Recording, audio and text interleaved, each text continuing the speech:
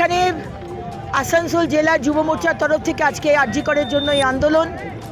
আরজি করের আমাদের অভয়া বলুন, তিলোত্তমা বলুন, কাদম্বিনী বলুন, আজকে আমাদের বাড়ির মেয়ে, আমাদের বোন, আমাদের মেয়ে, তাকে যেভাবে ধর্ষণ করে খুন করা হয়েছে এবং প্রতিদিন পশ্চিমবঙ্গে মহিলাদের ওপর যেভাবে আক্রমণ হচ্ছে, আজকে তার প্রতিবাদ করে আমরা আজকে এই অবস্থান বিক্ষোভ করেছি।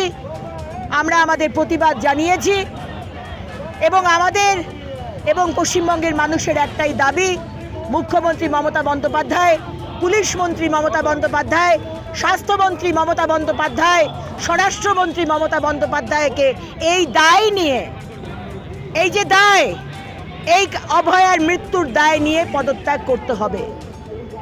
আমাদের মনে হয় যে আমাদের অভয়া আরজি করে যে দুর্নীতি চলছে, যার খবর আমরা পেয়েছি, যেখানে বলা হচ্ছে যে আজকে কোটি কোটি টাকার দুর্নীতি, সেই দুর্নীতির কথা আজকে বোধহয় জানতে পেরে গেছিল অভয়া, যে কারণে তাকে খুন করে দেওয়া হয়েছে।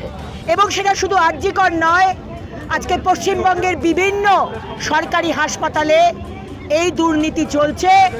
ডক্টর সন্দীপ ঘোষের মতো প্রিন্সিপাল এবং তাদের আধিকারিকদের দ্বারা এটা হতে পারে না যে মুখ্যমন্ত্রী জানতেন না।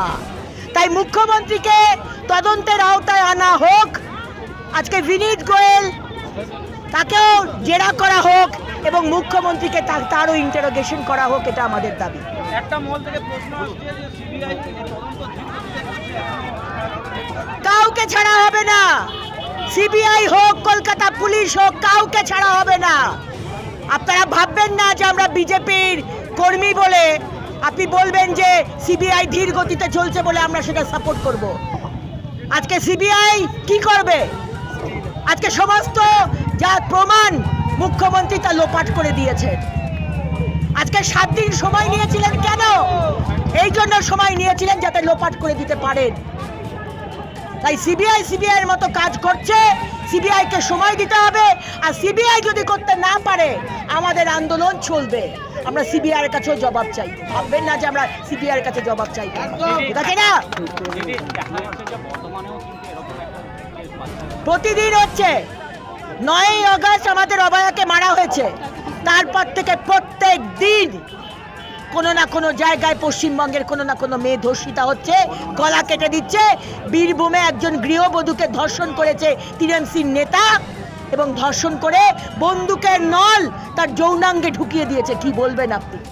আর তার 4 বছরের সন্তান দাঁড়িয়ে দাঁড়িয়ে দেখেছে তার মা ধর্ষিতা হচ্ছে। এর দায় মুখ্যমন্ত্রীকে নিতে হবে।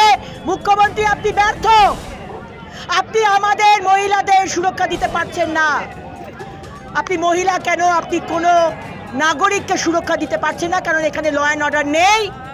আর এই পুলিশ, আমরা দেখলাম 14 তারিখ রাত্রে পুলিশ 7,000 দুষ্কৃতী যখন, টিএমসির দুষ্কৃতী যখন আরজি করকে আক্রমণ করে, তখন আমাদের পুলিশ নার্সের বাথরুমে গিয়ে লুকায়। আমরা দেখেছিলাম পুলিশ টেবিলের তলায় লুকোতে। 14 তারিখ দেখলাম আমাদের নার্সের বাথরুমে পুলিশকে লুকাতে।